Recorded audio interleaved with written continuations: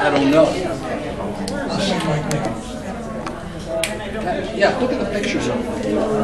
Oh, right. That's a camera. And he grew up in the house.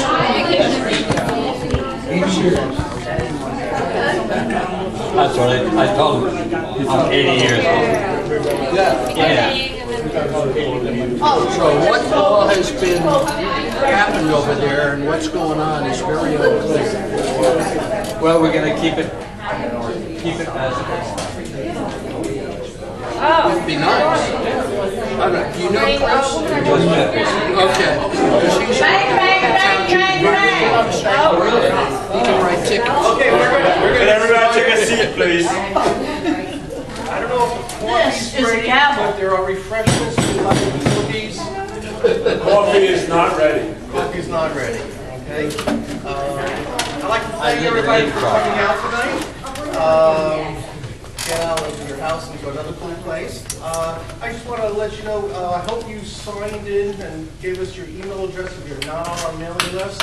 That's how you get the information on our upcoming events. In August 18th, we have the Summer Salter Walk with Phobos. That's going to be over with Neil, I'm going to get this wrong, Baykeeper Reserve. Okay? It's one of those Indian names I kill it here, you know. Baykeeper. And then in September, we have our barbecue up at Phillips. And in October, we will be hosting a candidate forum where we'll be inviting candidates who are running for the Board of Ed and those candidates that are running for Township Committee. And actually, we have Barbara Singer, who's here tonight, who's running. I want to go right into it. I want to introduce Debbie Mann, who's the Deputy Commissioner of the New Jersey Department of Environmental Protection. And she's going to tell us about her new work and her new job and how it affects the residents of Monmouth County. Debbie was appointed Deputy Commissioner February of this year. Previously, we've known her as a Executive Director for New Jersey Baykeepers Group, and I think that was from 2006 to 2018. And I think I'll leave the rest for Debbie to tell you about herself. And she's been a friend of CILU, and I'd like you to give her a warm welcome.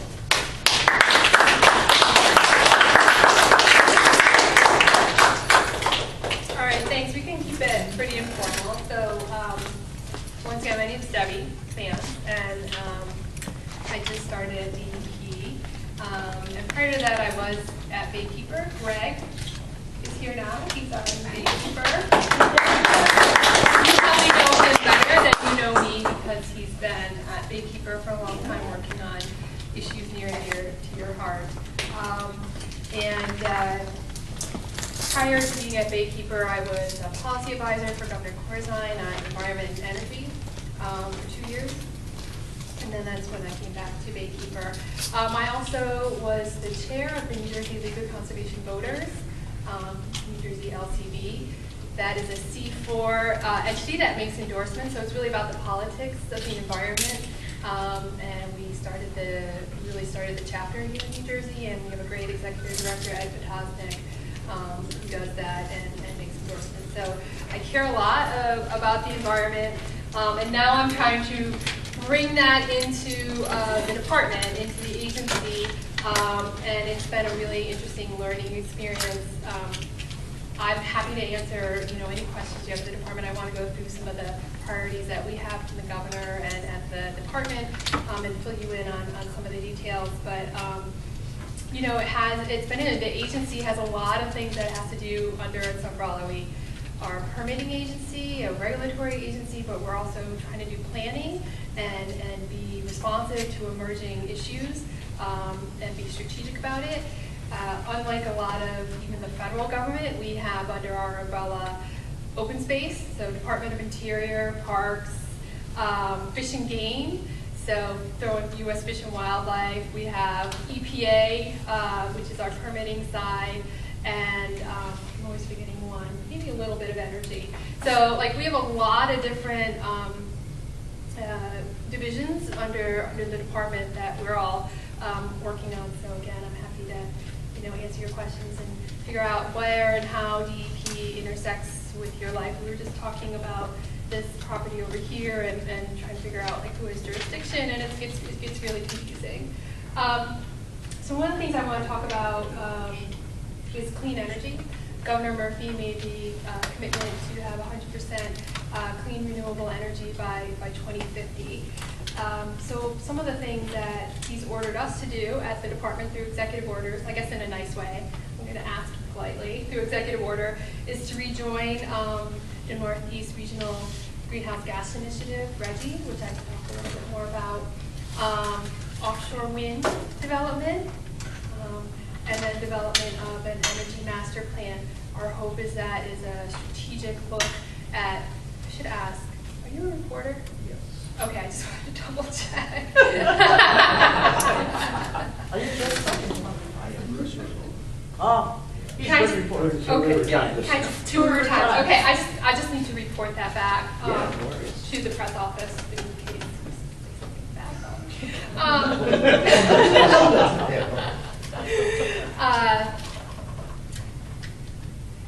Governor Murphy also signed legislation to block oil drilling off New Jersey shores. So that's a critical step to protecting our beautiful coastline and vital tourism industry. And then he's also, the other thing we're doing as a state is obviously looking inward about what we can do at the state, but looking outward as well, is where we can lead or plug into federal initiatives, especially around clean energy and climate change, and kind of make up for some lost time around that. So we're part of U.S. Climate Alliance. It's a bipartisan coalition of governors committed to reducing greenhouse gas emissions to help achieve the goals of the Global Paris Agreement. So just because the U.S. pulled out of it doesn't mean that we as a state can't go and achieve the goals. And I know in my local town as well, we signed on to adhere to the Paris Climate Agreement. So there's lots we can be doing state and locally to make a difference. And I'll talk about this a little bit later too, but we've signed on to a multi-state zero-emission vehicle memorandum of understanding.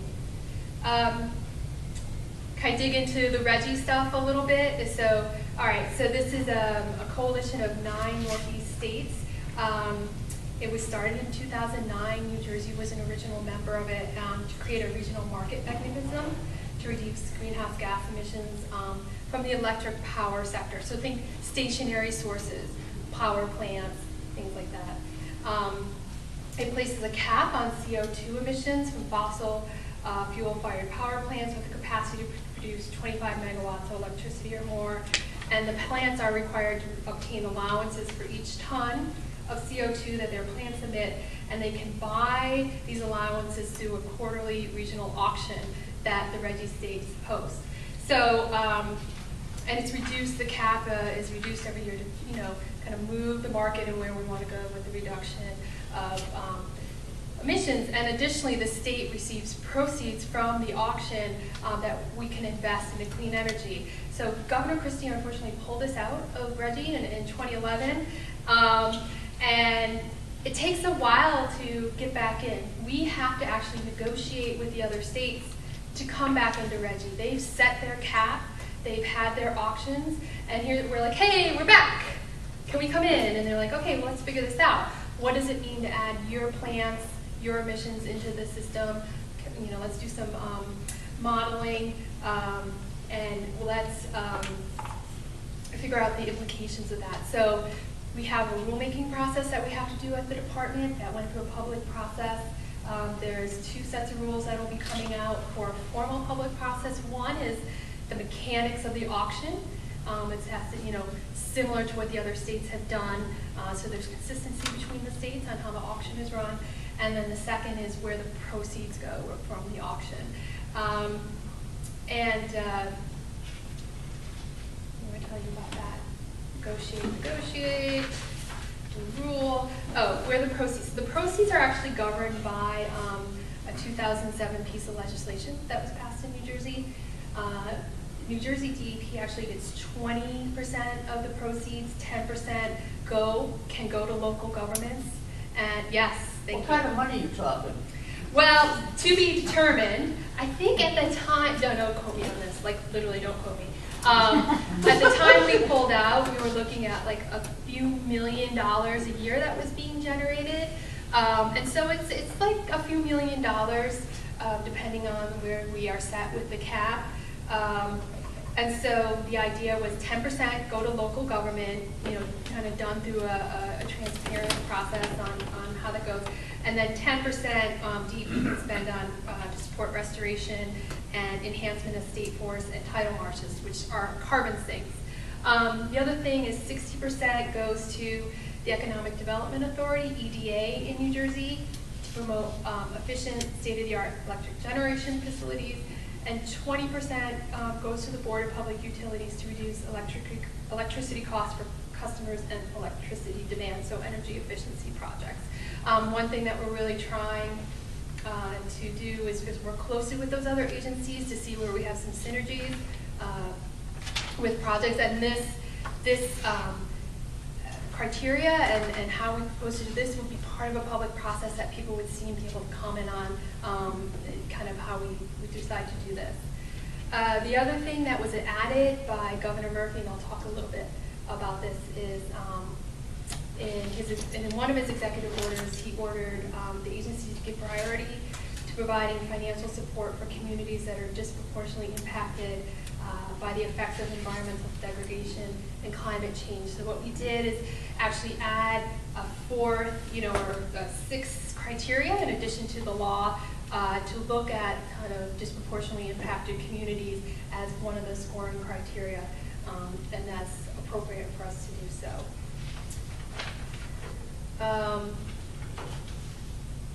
The other thing I want to talk to you guys about a little bit is the offshore wind. So we signed another executive order, 3,500 megawatts of offshore wind capacity available to New Jersey by 2030. Again, this is an area where we're playing a bit of catch up with the other states. I'm sure you saw Massachusetts has announced some projects that they recently awarded.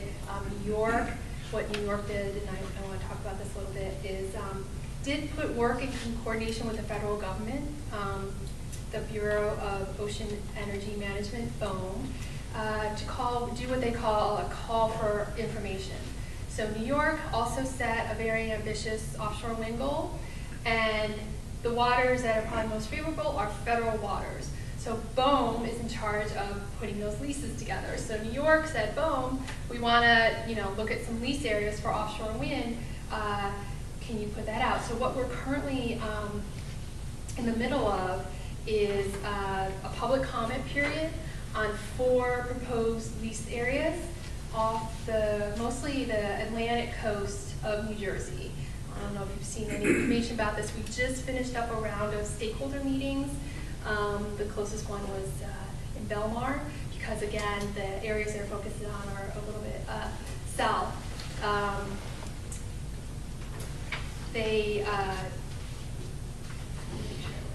How far offshore? These are at least 3 nautical miles offshore, because they're in federal waters. But they're fairly large areas. We put some information on our website and the BOEM website.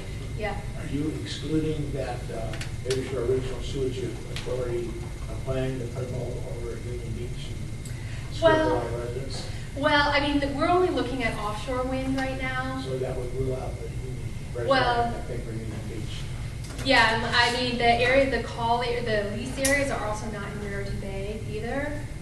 They are, south and at least 3 nautical miles offshore in federal waters. Yeah. I think I may be wondering, how does that affect birds and migration and things? Exactly, that's a great question. So that was one of the things. So New York's like, hey, we're going to do this call, we're going to have these proposed lease areas, and New Jersey's like, wow, what just happened here? We need to catch up and figure out what's going on. So one of the things Governor Murphy did is he asked the federal government for an extension of the public comment period, as well as additional stakeholder meetings in New Jersey. We just felt that was appropriate. We didn't think it would slow down where we want to go with offshore wind, but we thought it was so important to get the information up front on migratory bird. We know pathways, like we should get those charted. what's been really important is hearing from the commercial fishery, because these are very fertile fishing beds as well. And so that's what we've been spending our time at the department. That is really, BP, the Board of Public Utilities is really in charge of moving ahead with the offshore wind goals. They'll put out the solicitations for bids. They're going to have an offshore wind strategic plan.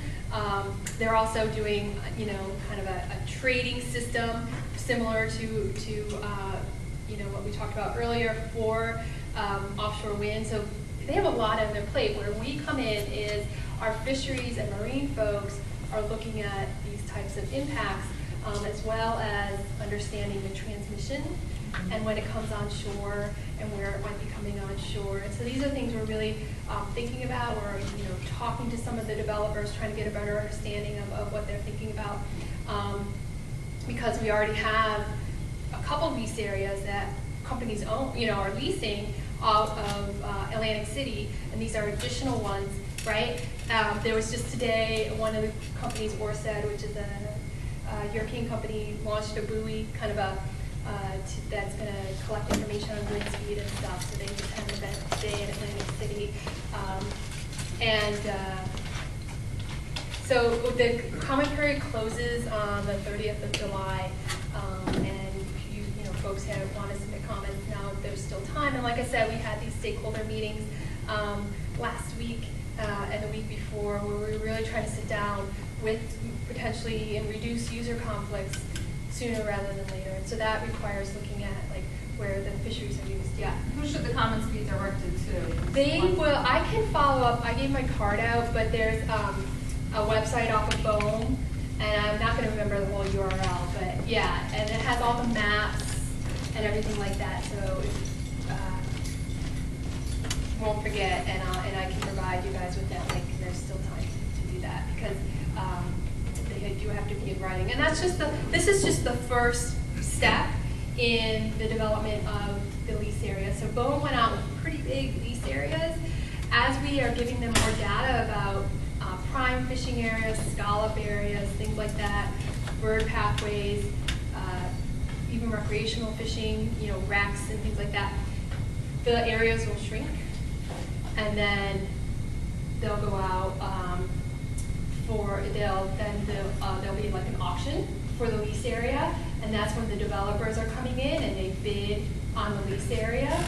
And then the developers have to work very closely with the federal and state governments, because then they start really thinking about, where do I want to place these turbines? What will they look like? One advantage of New Jersey, coming in now is that the turbines are getting a lot bigger. So you can have like a 10 megawatt, an 8 megawatt turbine.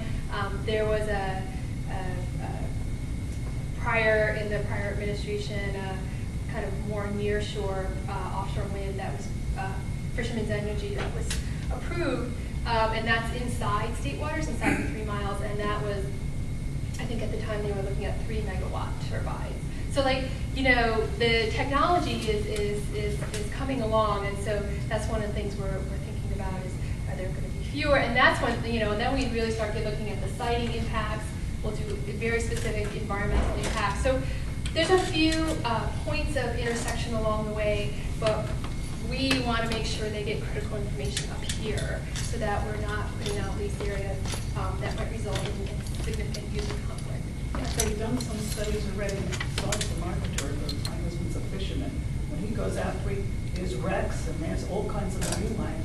If you put something there, you're going to affect the whole ecosystem of what's going on. Have they done that?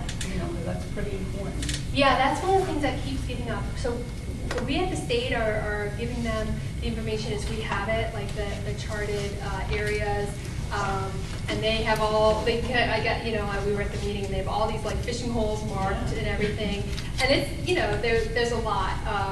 And that was they're past your 3.9. I mean, these guys go out really fast. So wherever you're going to put them is going to affect it. Exactly. So that's what, and not only that, we're very cognizant of some of the fishing boats using certain equipment and how they want to be safe if they are going through the arrays. And these are things that they brought up directly with the federal government and the developers, and we at the state, as appropriate, are trying to amplify those concerns. And and you know, we had charts at the meeting, and they're asking the fishing, you know, folks like, can you tell us exactly where you go, or something like that. And so there's, and we just want to make sure that there's the lines of communication, and that, you know, BOEM they're being asked to do a lot, because they're also, you know, kind of handling the offshore drilling and oil situation that was recently also, you know, proposed. So we recognize that as the state is that we need to step up and make sure everyone's, you know, feel like they've been heard, and that we can, you know, take it and do more as a state on the review of any sort of use in place, while understanding that we want to get to offshore wind because of the climate change implications of it. So we're trying to find that balance between doing that. All right, so that. These sites handle their own transmission.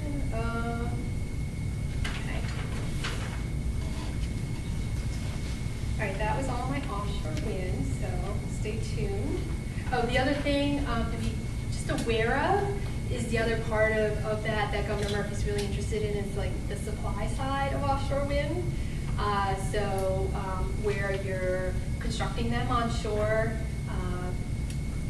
putting them together, and then moving them out. There's going to be, if New York, Maryland, Delaware, you know, all want to get into the offshore wind, you know, we see that as a great opportunity to kind of bring some green collar jobs into our port area and along the waterfront. So I just want you to be aware, we're looking kind of holistically at that part of the equation.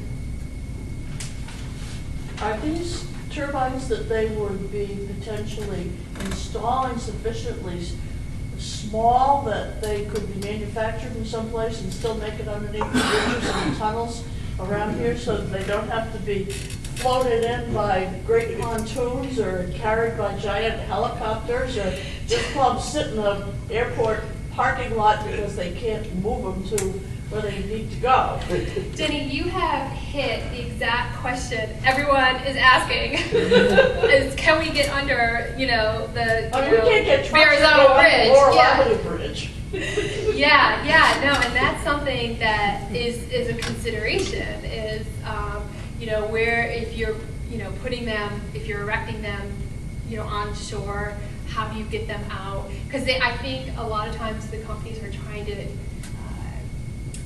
you know, mitigate or the in-water construction aspect of it, and see if there is efficiencies by doing it onshore. And that's something, you know, they're trying to figure out. They're trying to get lessons. A lot of the companies have done our work already in Europe, and so we are working pretty closely with New York in particular on this, because we think as a region we have a lot to offer, and that, you know, we should be thinking about these supply things together, and offering some opportunities. Because isn't the Bay Shore water things that their turbines are still sitting in some parking lot because Yes. they can't get them here? That's what I heard. I don't know about that. I don't know. It was manufactured somewhere and is 30 miles away from where it's supposed to go, and they can't get it there. But I guess it also got damaged in Sandy. Well, a lot of people were very much against putting it in the first place. Yeah. Oh, Because of yeah. the nuisance to the nearby residents in Union Beach. I remember that Okay. issue. So I want to take us back. So we're talking about greenhouse gas emissions. So we had talked about RGGI. That only really covers 17 or 18% of our greenhouse gas emissions, the stationary sources we were talking about. 40% of our greenhouse gas emissions are transportation, which I am contributing to with my daily commute to DEP, so I'm trying to make amends.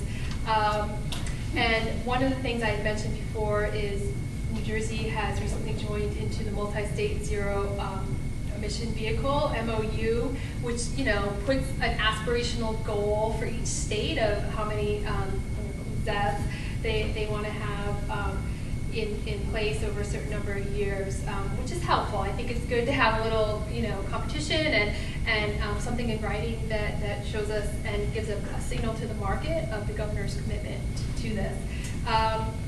A few things that we have in place to encourage the use of electric vehicles: state sales tax exemption for zero emission vehicles eliminates sales tax on the purchase or lease of a new electric vehicle. New Jersey DEP actually has a workplace charging grant program. It pays to plug in, and it's been highly successful, approving nearly $850,000 to fund 186 charging stations throughout the state. We're working on some federal grants to bring in more money for electric vehicle chargers in communities. The Department of Community Affairs streamlined the permitting process for home chargers. New Jersey has adopted California's zero emission vehicle standard, requiring automakers to deliver for sale an increasing number of battery electric vehicles and plug-in hybrid electric vehicles over time. And one of the things that I'm sure you heard about is the prior administration had a VW, Volkswagen settlement that will bring in over $70 million to the state for clean vehicle projects, diesel emission issues. And under the settlement, which will be going out for public comment, and that you'll be able to see, but up to 15% of the funds can be used for electric vehicle charging infrastructure. And we're very looking closely at going up to that. And so, I talked about before about RGGI proceeds. I understand the fiscal constraints of where we are in the state, but we are really trying to leverage these settlements that are coming in or other proceeds, and try to find how we can find commonalities through there and really focus on a few things where we can make a difference.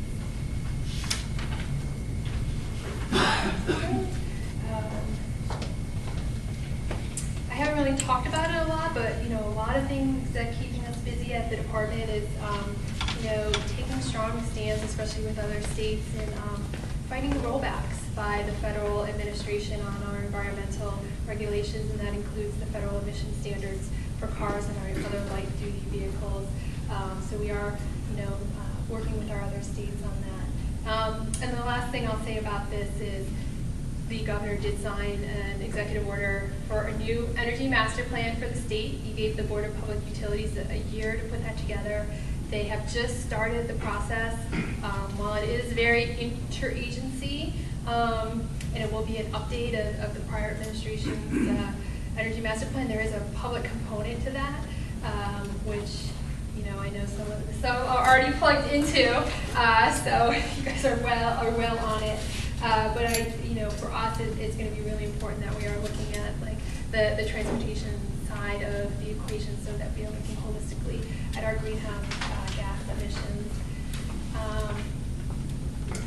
A couple of the other priorities, the governor signed an Executive Order 23 about environmental justice, looking at and directing the department to develop guidance to be delivered to the governor's office by October 20th for a public comment period on how to address disproportionately impacted communities with environmental burdens. We have started some of the stakeholder process on that. We have a few tracks going. We have community and NGO-based groups coming in. We have an interagency, so DEP, trying to work with the other agencies to figure out where they're intersecting and the choices that they're making are impacting our communities and with respect to pollution burdens, and then elected officials. So we'll be busy with that over the summer. The other thing that may not be as relevant for you, but it was an all day, what I was doing all day was looking at site remediation or cleanup in New Jersey. Fully implemented in 2012 was the Licensed Site Remediation Professional Program, LSRP. This really allowed private engineers to step into the shoes of DEP when it came to the cleanup of sites. At the time, the administration and the legislature realized we had a significant backlog of cleanups. A lot of them were smaller ones, underground storage tanks. And so this allowed professional engineers who are licensed by the department to oversee those cleanups. And it's been successful. The department still retains oversight as appropriate and can take back sites for direct oversight as needed if, something's going wrong. But, when a license, your engineer license is on the line, people are taking it very seriously on these cleanups. That being said, working with Senator Smith, who's the chair of the Senate Environment Committee, we think it's appropriate to have some tweaks to the program. He's planning some legislative hearings in the fall, he had told us about. And so we've been holding some stakeholder sessions, in particular with the regulated community, to understand, let's take a review of the program. Where do we need to improve things? Where have you seen things working on that? So that's another large priority for us at the department. It may not sound very sexy, but living in New Jersey, the cleanup of contaminated sites is a huge, huge issue, both for public health and redevelopment. So we're taking that seriously. And one of the things we talked about today, especially with the municipality, League of Municipalities was present, it was access to information for community groups and municipalities about sites in their area and how to make sure that they're getting what they need. The last thing I want to just talk about, which is water. So I finally get to the one thing I probably know the most about.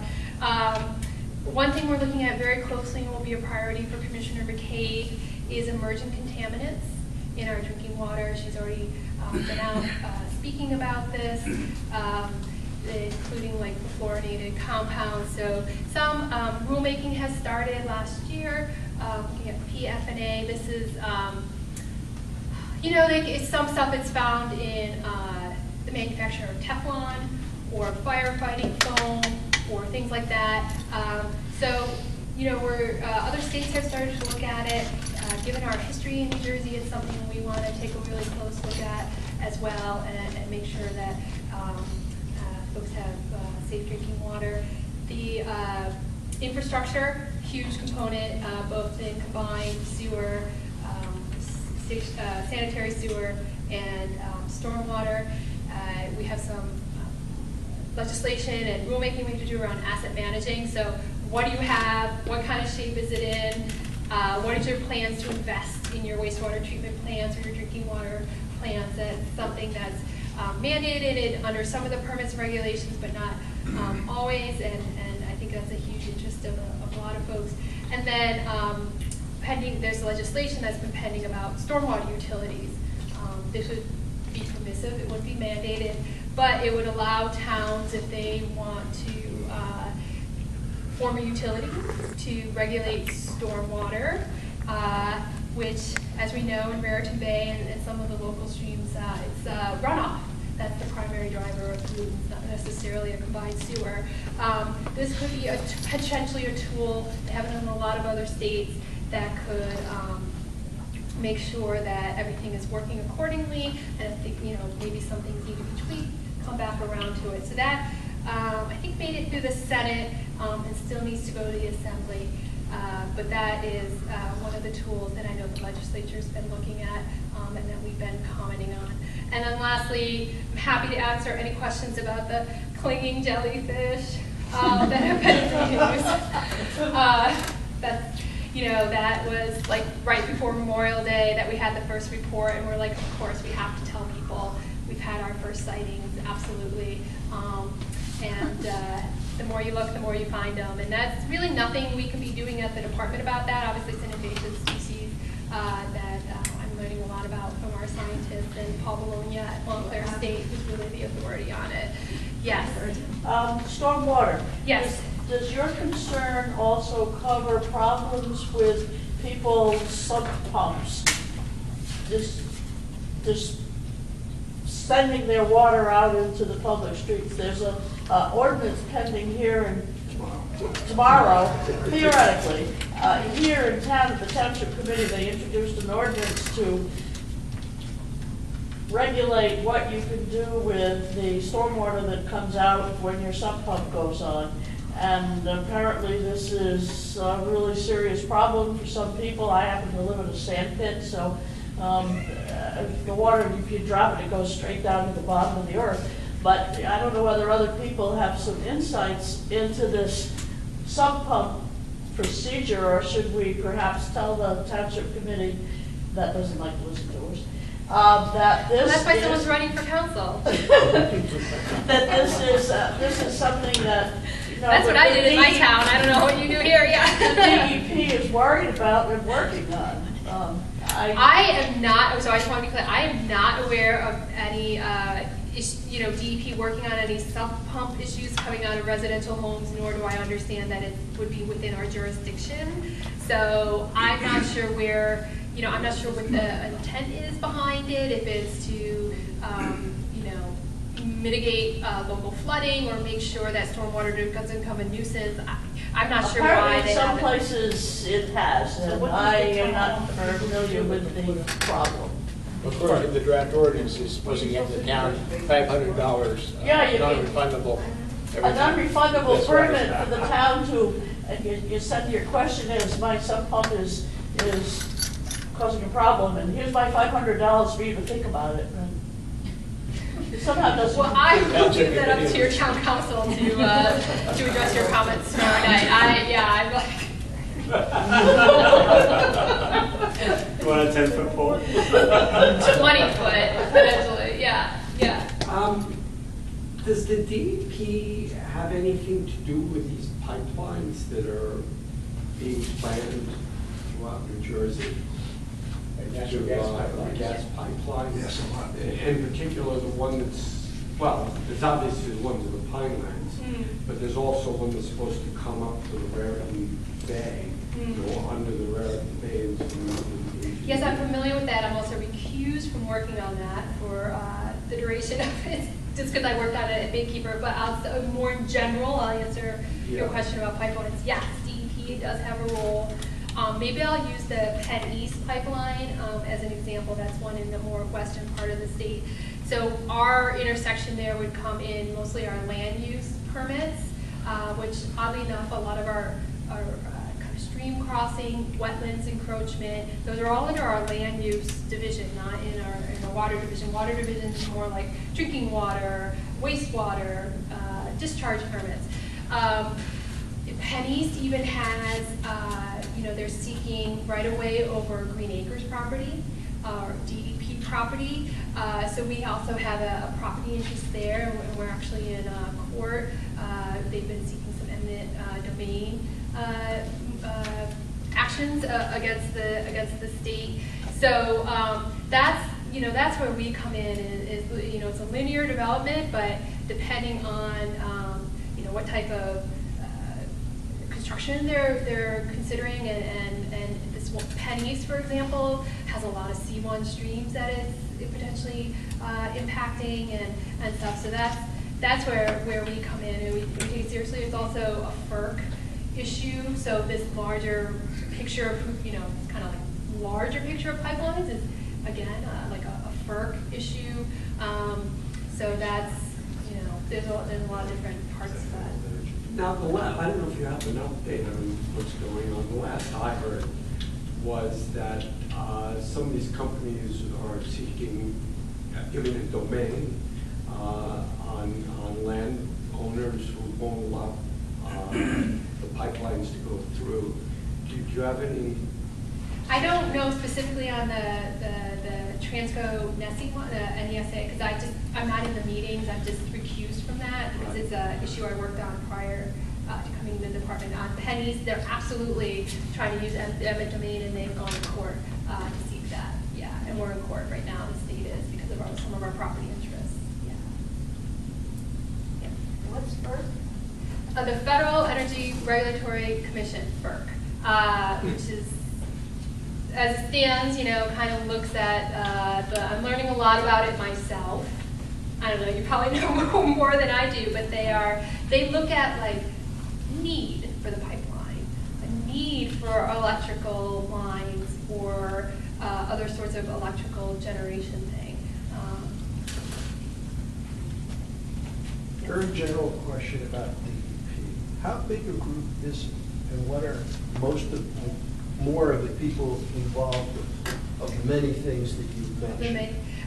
So we're about 2,700 people at DEP. The largest division is the Natural and Historic Resources, NHR. That's the parks, That's the forest fires, that's our conservation officers, that's all the seasonal help that comes on to be lifeguards and manage all the campgrounds and everything like that. Marine and freshwater fisheries, Fish and Game Council. I think there's over 800 people there. And you just look over them. No, I mean, they've got really good managers who know, we have really great, one thing I really want to emphasize is there's really terrific professional folks at the department, technical folks that we rely on to give us guidance and on decision making, yeah. Debbie, Yeah. I have a question relating to atmospheric deposition. Oh, boy. Okay. I got involved with the Homedale Environmental Commission reviewing the New Jersey natural gas regulator system on Homedale Road. And I Okay. was surprised to see that 200,000 tons a year of VOCs are deposited in the air every year. And it doesn't seem to me like the attainment quality of the air in New Jersey, anybody's doing anything to address the issue. So I don't know the air stuff as well.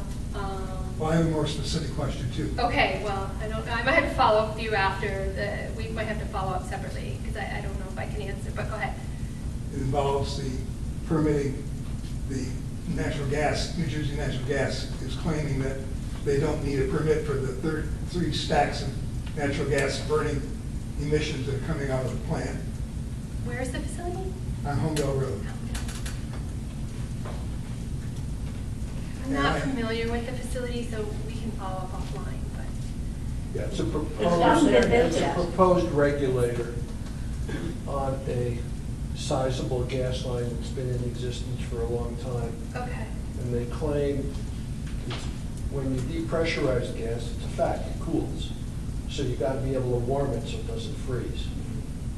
And in the course of that, the heat. The heat and the emission. And I'm arguing that the chemicals that come out of the plant are affected, possibly could affect the C1 waterways that feed into the Swimming River Reservoir. Okay. And I'd like to know whether the DEP would take a position on that. All right, I'll give you my card and then we can follow up because I don't know. I'm just not familiar with the issue, so I can't comment on it either way. Any other questions? Early on, you were talking about the 6 criteria and looking at towns that have had more of an effect from environmental impacts. Have towns been prioritized yet, or that's just something in process? No, that's in process. That's actually part of what we're trying to figure out through this, the executive order that looks at environmental justice. How can you either screen or,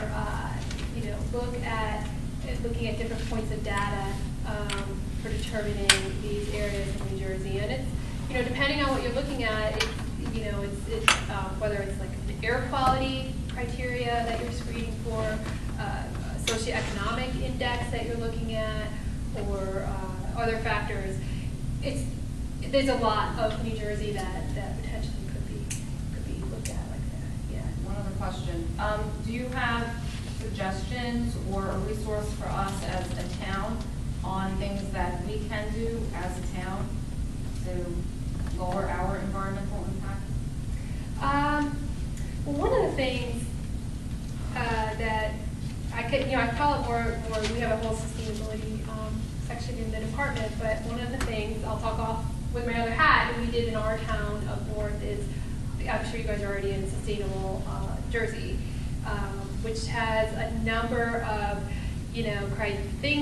criteria that they could be doing, that the town could be doing to become more sustainable, including the climate change work. So our town just got silver status, but it does record, we have a little bus that takes people to the train station and stuff like that. So it's nice because it gives you a lot of different menu options. I don't know, Larry, are you guys already part of Sustainable Jersey? Yeah, we have a green team and they have gone Right? through the process and are part of Sustainable Jersey. Right, so I think that's a very kind of easy way for a town, like kind of come on in and be more sustainable, and then you could get, you know, our town also said we're going to adhere to the Paris Climate Agreement and things like that. So related to that, there is a movement now that started, I believe it's called Ready for 100. And that's really, it's a movement toward at the municipal level to get clean renewable energy by 100% across not just the energy generation and so on, but electric cars and so on to get the emissions down.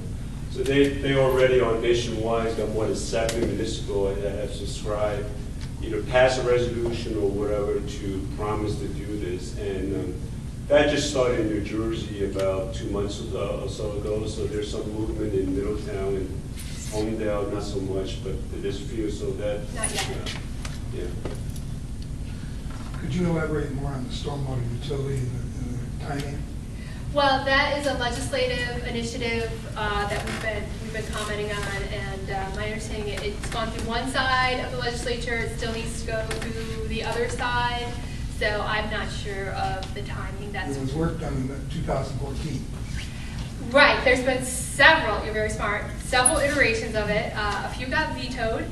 The new senators brought it back, resurrected it, hoping that this time it might actually get signed. Because we have a problem with Waykay Creek flooding. We're doing a study with Rutgers now to see what the problem is, why it's flooding. And one of the alternatives would be to have utilities, add a utility, stormwater utility to charge people that drain and a lot of impervious coverage. Right, and then you'd have a revenue source to put in some green infrastructure or something like that. That, my understanding, is the intent behind it. So right now, it's a little, I think there's some legal uncertainty about whether municipalities could move ahead with it, so that's why they're looking at legislation. But I think it's over 30 other states that allow it, and it wouldn't be a mandate, it would be permissive. So we're keeping an eye on that. It's up to the town, yeah, it's up to the town or regional entities to do it, yeah. There's authority granted in the stormwater rule to form utilities. I don't believe this stormwater rule, the current regulations have that authority. Water, they didn't mean utility, stormwater management plan. Exactly, yeah, right. There's that provision. Right. This would kind of go more, yeah. I mean, this might be a very stupid thing to say, it might be obvious, but you talk about transportation is our biggest problem, you know, with emissions and all that. Well, I mean, the state has to do something to make public transportation more affordable for the average person and more efficient, because it now costs about $400 or $500 a month to go on public, to either take the bus or the train, plus be lucky to get a parking space at the train station, which you have to pay for on the waiting list. So you're encouraging drivers to get on the road. Just 2 people getting in a car is more efficient than taking the public transportation for them. And unless the state does something, we're going to have clogged roads filled with vehicles, and I hate to say it, not efficient vehicles, because the people that are working hard every day can't afford to take a luxury car that has good emissions in it. They're taking an old car and leaving the good car at home. So our roads are stacked up with people emissions because there isn't affordable public transportation. And it's a shame, because I can't believe the prices. My daughter was going in $400 for the bus or $500 a month for the train, and you couldn't even get a parking spot, which meant that I got to bring her to the train every day. So I'm putting emissions into the air, making 2 trips a day because she can't park the car. Right. So unless the governor says, okay, I'm going to do it, I think it's a futile effort. Futile effort. All right, I'll definitely bring that And back I know up. it's outside of DAP. No, I think gotta say it. that's why I want to come out and listen, because I don't want to get in this bubble at DEP where I'm not understanding what's happening. You can make electric cars, but then we're worrying about how electricity is being transported through. So as long as we're using energy, we're creating problems for the environment. It doesn't matter whether it's gasoline, electric, or whatever. You're creating problems. Unless we get to the bottom of that, it's going to be a Tara, and all our towns now are being developed, okay? So it means more people are coming into our towns that were once less populated, and they all want to get into the city or wherever there's work. May I? For what it's worth, Governor Murphy is aware of that. He made a big deal to show up at a New Jersey Transit Board meeting 3 months ago to emphasize he was adding more than $200 million to the New Jersey Transit budget to do that. And in the recent state budget battle, he made sure that was a big deal for him. But New Jersey Transit's got the problems it's been over the last 20 years. So they've been invading capital expenditure to do day-to-day operations. So I don't want to speak for the government. No, I was just phoning a friend. That's my friend. I phoned her assistant. But he's definitely been aware of it. He's making it a high priority. But you're absolutely right. Not only that, there's an impact on the economy because one of the platforms that Murphy's trying to run on is to economic growth for New Jersey. Obviously, everybody's concerned about the increase in taxes, but so increase in transportation costs, the electrical energy use, and all that kind of stuff. New Jersey ranks among the top 10 nationwide in terms of our average electric price. So between transportation, other things, and so on, he says we've got to solve some of these infrastructure issues. So I'm sure you get the answer, but just for what it's worth today, I still remember some of this. It's true, the infrastructure, but you got to make it more affordable. I mean, they can increase the infrastructure and then pass that cost on to the rider. And we haven't solved that because the riders still can't afford it. Yeah, but that's a good point. I mean, that was one of the major priorities of the governor's budget was exit transit funding. Okay, I have this. What's the budget for the New Jersey DEP, the annual budget? Oh, I have completely put this in the back of my mind after we got through the budget. Over 300 million, I want to say, but that includes the open space supplemental appropriation. So all the Green Acres money and everything flows through the department. So we have this was actually one of the interesting things that came up with the budget. We have our operating budget, and then that gets approved as part of our fiscal year. And then usually in the fall, there's a set of additional appropriation bills that come through to appropriate the open space money. And that gets swept into the DEP budget. So when you see a headline next year that says DEP budget was cut by 14%, keep in mind that's because these appropriation bills on open space get added into our budget in the fall. Once we come back into operations and there's a proposed DEP budget, it goes back to where it was before those appropriations. So just compare. I don't mind if people criticize the DEP, just do apples to apples. And we had a big meeting with external stakeholders to walk them through the budget. It's complicated. So what's the operational budget? Forget about the I think the open space money was like 37 million. Again, I knew these numbers. I've put them somewhere else because now I have something else in my brain. But we can follow up separately. I can give you I'd rather have the exact number, but it's probably like 275. One other quick question. Yeah. 2 years from now or 3 years from now, what do you expect realistically the accomplishments will be of New Jersey DEP? That's a great You must question. have some targets out there that you really want to get done. We are actually working on that right now internally, coming up with, we have obviously the governor priorities with respect to renewable energy, but we're going to have some priorities around water and things like that. So we're still working on those internally. One of the things is obviously, as an institution at the department, making sure we're in everyone's, feeling good about the department and working at the department. So we're doing some work around that as well. Yeah. With regard to transportation, which is one of the biggest energy users and polluters, that people don't always put that at the top of their minds. And the electric car industry is what, 1%, 2% at this point in time? Not much. It's interesting to compare with a few years ago, the price of oil and gas was dramatically higher. People, in fact, started buying smaller cars. And the reverse is now. I was reading one thing today that Ford is thinking of stopping selling cars, and only selling SUVs and trucks. Which is heading in the opposite, from an efficiency point of view, the exact opposite. You know, last year, was it last year or the year before, that they did succeed in upping the gas tax 10 or 14 cents.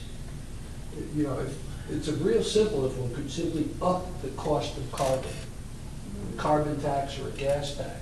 Maybe people would buy smaller cars. They did it before. Well, I But know- politically, that's a nightmare. So I don't know where, where that's gonna go, but I do know regionally, I think on July 24th in New York City, there is a forum, I think it's the Transportation Climate Initiative, TCI, that is against some of the states that are in RGGI,